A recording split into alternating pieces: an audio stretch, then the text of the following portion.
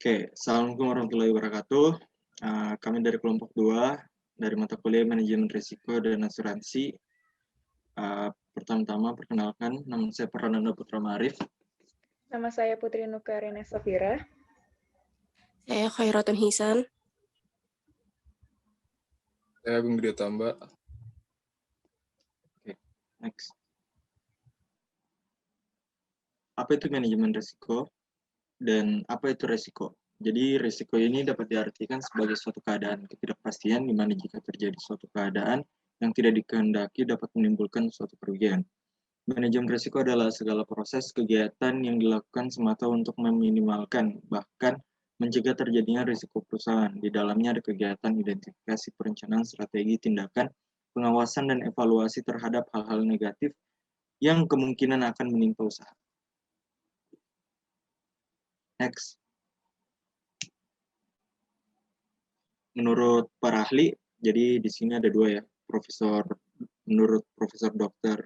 Insinyur Sumarno dan juga Fahmi 2010, itu saya menyebutkan salah satunya aja, yaitu dari Profesor Dr. Insinyur Sumarno.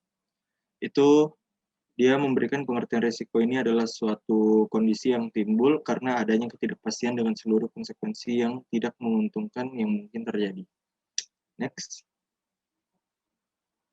Nah, di sini ada tujuan manajemen risiko, mulai dari melindungi perusahaan atau protecting, terus mendorong manajemen agar proaktif, lalu membantu pembuatan kerangka kerja dan juga meningkatkan kinerja perusahaan. Oke. Nah, selanjutnya itu risiko menurut ISO 31000/2018. Di sini ada efek, ketidakpastian, dan juga sasaran. Jadi efek ini penyimpangan dari apa yang diharapkan, dapat berupa positif, negatif, maupun keduanya. Ketidakpastian ini adalah sebuah keadaan atau kondisi kurangnya informasi terkait dengan pemahaman atau pengetahuan suatu peristiwa, konsekuensi, dan kemungkinan terjadinya. Terus di sini juga ada sasaran atau tujuan yang ingin diraih oleh suatu organisasi, dan juga perlu juga untuk memenuhi sebuah kriteria dari SMART. Oke. Selanjutnya dijelaskan oleh rekan saya. Resiko sama dengan ketidakpastian, krisis sama dengan kegagalan dalam mengatasi masalah. Masalah sama dengan resiko yang sudah terjadi, bencana sama dengan kegagalan dalam mengatasi krisis. Peluang dan ancaman. Apa itu peluang dan ancaman? Peluang itu merupakan suatu kondisi lingkungan secara umum jika dieksploitasi akan membantu perusahaan mencapai keunggulan strategisnya. Sementara ancaman merupakan suatu kondisi lingkungan yang dapat menghalangi usaha perusahaan untuk mencapai keunggulan strategisnya. Pembagian resiko ada resiko objektif dan resiko subjektif, ada resiko murni dan resiko spekulasi, resiko statis dan resiko dinamis, resiko yang dapat diasuransikan dan resiko yang tidak dapat diasuransikan.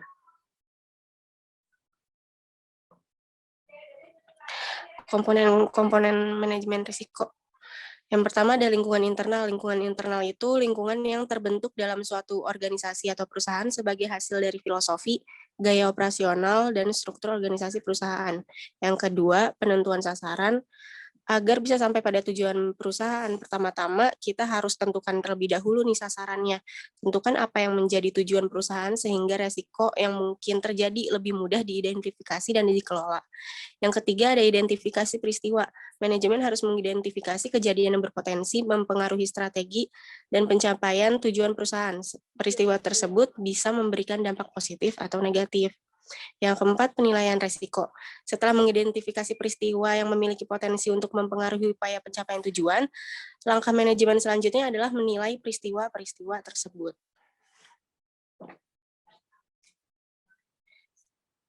Yang kelima, ada tanggapan risiko. Setelah penilaian risiko, perusahaan harus menentukan tanggapannya terhadap risiko tersebut. Tanggapan itu harus berupa menghindari, mengurangi, memindahkan, atau bahkan menerimanya. Yang keenam, setelah itu ada aktivitas pengendalian.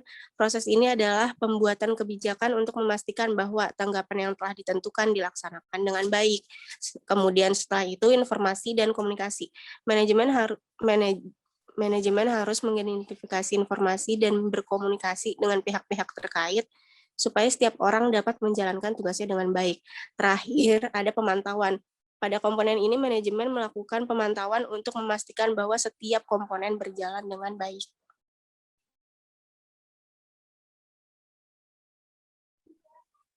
Jenis-jenis manajemen risiko. Itu yang pertama ada manajemen hazard.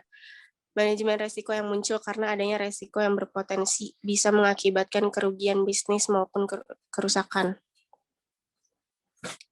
Yang kedua, manajemen operasional. Manajemen risiko operasional muncul sebagai tindakan preventif terjadinya kesalahan proses kerja. Yang ketiga, manajemen risiko strategis. Manajemen risiko strategis bertujuan untuk mencegah timbulnya risiko-risiko yang dapat mengurangi kemampuan pemilik bisnis atau manajemen untuk menjalankan strategi yang telah direncanakan. Dan terakhir ada manajemen risiko finansial, pengawasan risiko yang bertujuan untuk melindungi hak milik, keuntungan, dan ekuitas perusahaan.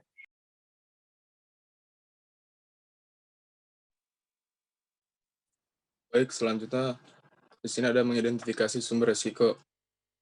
Pertama ada lingkungan fisik, bangunan yang dimakan usia sehingga menjadi rapuh, sungai yang bisa menyebabkan banjir, gempa bumi, badai, topan, dan vandalisme atau pengerusakan. Yang kedua, lingkungan sosial, kerusuhan sosial, demonstrasi, konflik dengan masyarakat lokal, pemogokan pegawai, pencurian, dan perampokan. Berikutnya ada lingkungan politik, perubahan perundangan, perubahan peraturan, konflik antar negara yang mendorong boikot produk atau dari perusahaan. Selanjutnya lingkungan legal, gugatan karena gagal mematuhi peraturan dan perundangan yang berlaku. Berikutnya lingkungan operasional, kecelakaan kerja, kerusakan mesin, kegagalan sistem komputer, serangan virus terhadap komputer. Selanjutnya lingkungan ekonomi, kelesuan ekonomi atau resesi, inflasi yang tidak terkendali. Next. Teknik pendukung identifikasi risiko. Yang pertama, metode laporan keuangan, menganalisis flowchart dari operasi perusahaan, analisis kontrak, catatan statistik, kerugian dan laporan kerugian dari perusahaan tersebut. Yang terakhir, survei atau wawancara terhadap manajer. Next. Di sini cara mengukur risiko. Yang pertama, tahap identifikasi risiko. Di sini tahapannya usaha mencari risiko yang terkait dengan tujuan dan aktivitas perusahaan. Yang kedua, mengukur risiko. Mengukur risiko itu mengetahui keparan atau kerugian dari risiko tersebut, atau mencari frekuensi atau jumlah dari kejadian risiko tersebut, dampak terhadap kinerja kepada perusahaan. Yang ketiga, prioritas risiko yang paling relevan. Ini kita menyusun prioritas risiko berdasarkan risiko dengan ketentuan. Berdasarkan misalnya risiko yang paling tertinggi mendapat prioritas paling tinggi. Yang terakhir, kuantifikasi risiko berdasarkan karakteristik dari risiko. Itu kita mengetahui dampak atau kemungkinan dalam bentuk angka, dalam bentuk penilaian yaitu 1-5. Selanjutnya, next. Exposure, risiko, dan pengendalian risiko atau risk control. Pengendalian risiko mempunyai peran penting dalam manajemen risiko. Exposure terhadap risiko yang tinggi, jika diimbangi dengan pengendalian risiko yang baik, akan mengurangi atau meminimalisasi risiko yang dihadapi oleh perusahaan. Selanjutnya saya akan menjelaskan tentang risk avoidance atau penghapusan risiko. Risk avoidance dapat diartikan sebagai menghapus sama sekali kemungkinan terjadi suatu risiko atau totally eliminated. Jadi, tidak berbuat atau terjun dalam aktivitas sejak pertama kali. Contohnya, suatu perusahaan dapat menghindari risiko kebanjiran dengan tidak membangun pabrik atau gedung di daerah banjir.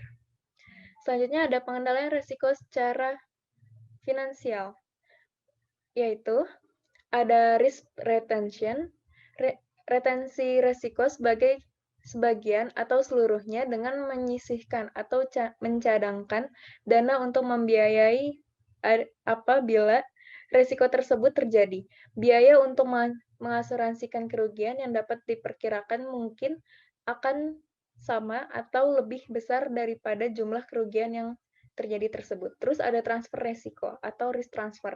Perusahaan memindahkan efek kerugian yang diderita kepada orang lain atau perusahaan lain. Bentuk transfer resiko ini yang paling umum adalah asuransi.